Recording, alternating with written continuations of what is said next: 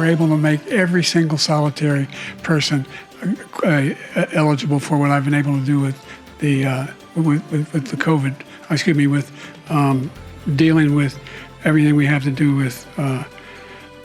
Look, if we finally beat Medicare. I really don't know what he said at the end of that sentence. I don't think he knows what he said either. The big U.S. presidential debate has got the Democrats worried after Joe Biden's below par and uneven performance, clearing many concerns of Americans that at the age of 81, he is too old to serve as president.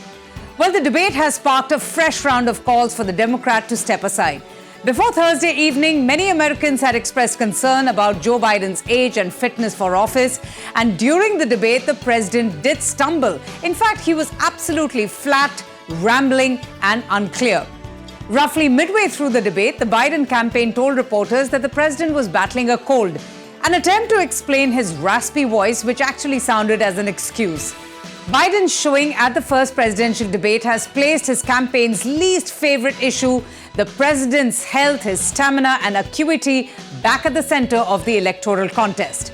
The debate was full of personal attacks and barbs and has several instances of intense personal attacks, name-calling between Biden and his grand old party rival, Trump. While the president of the United States called Trump a convicted felon, referring to Trump's historic hush money trial conviction, the former president dubbed the Democrat as a criminal. The two men traded bars on abortion, immigration, the wars in Ukraine and Gaza, their handling of the economy, and even their golf games, as both sought to shake up what opinion polls show that the two leaders are neck and neck in the electoral race. I just won 2 club championships, not even senior, 2 regular club championships. To do that, you have to be quite smart, and you have to be able to hit the ball a long way. And I do it. He doesn't do it. He can't hit a ball 50 yards. He challenged me to a golf match. He can't hit a ball 50 yards. I told you before, I'm happy to play golf if you carry your own bag. However, the debate was a disastrous opening performance for Biden, who looked absolutely lost, dazed, and very slow on few occasions.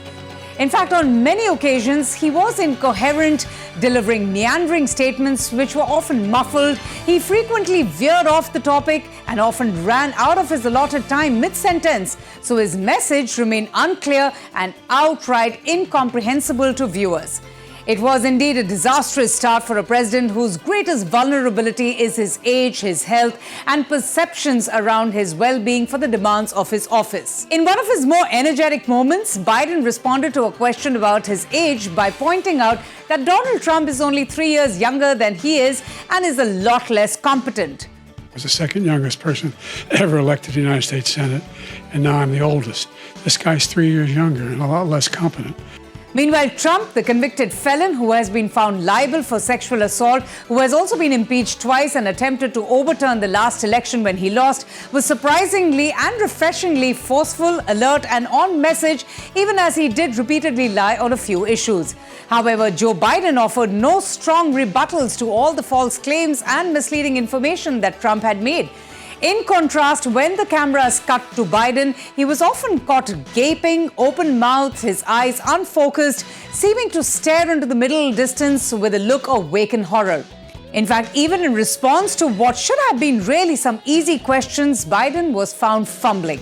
He frequently failed to remember words. He often seemed to lose his trail of thoughts, his voice quietening into silence on several occasions.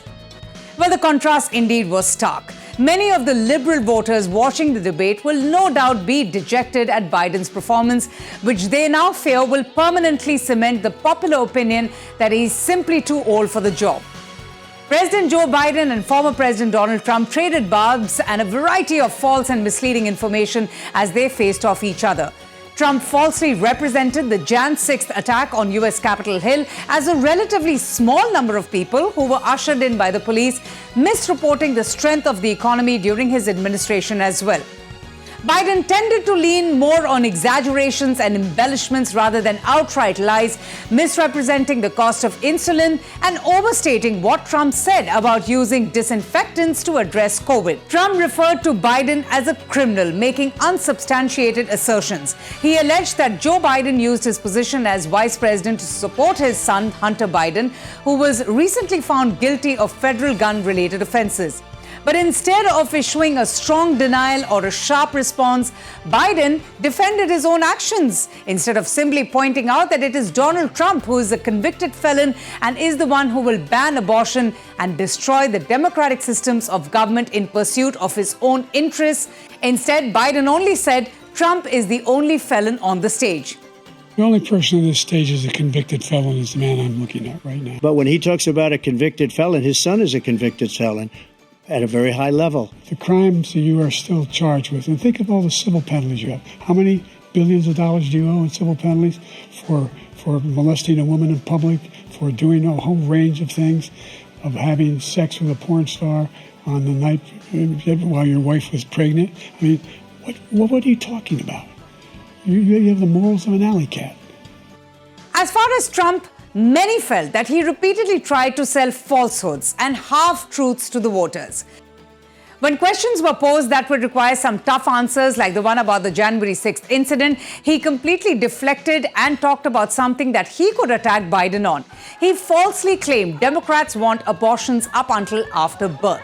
In fact, he said, and I quote, "The problem they have is that they're radical because they will take the life of a child in the 8th month, the 9th month, and even after birth." But the fact remains, Trump inaccurately referred to abortions after birth. Infanticide is criminalized in every state, and no state, in fact, has passed a law that allows killing a baby after birth. Abortion rights advocates say that terms like this and late-term abortions attempt to stigmatize abortions later in pregnancy. Abortions later in pregnancy are exceedingly rare. In fact, in 2020, less than 1% of abortions in the United States was performed at or at 21 weeks, according to the Center for Disease Control and Prevention. Trump also said, without any evidence, that Nancy Pelosi refused his offer for National Guard troops on the 6th of January 2021 to respond to an insurrection that he had encouraged. He claimed his administration had the best environmental numbers, which is so far from the truth.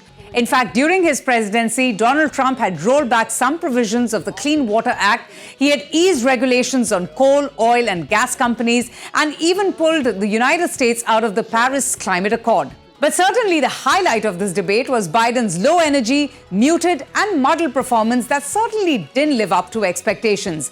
It was Joe Biden who had challenged the former president to this debate, which now looks like a strategic error in retrospect. Voters have raised concerns about Joe Biden's age and fitness for office, and this debate will certainly not assuage their fears and concerns. Biden's performance against former President U.S. Donald Trump has left members of the Democratic Party also questioning his candidacy for the presidential election. Biden's campaign team and allies have tried to put up a brave face on the performance, but it was certainly a major blow in contrast to a more focused Trump who offered a rather disciplined and spirited act.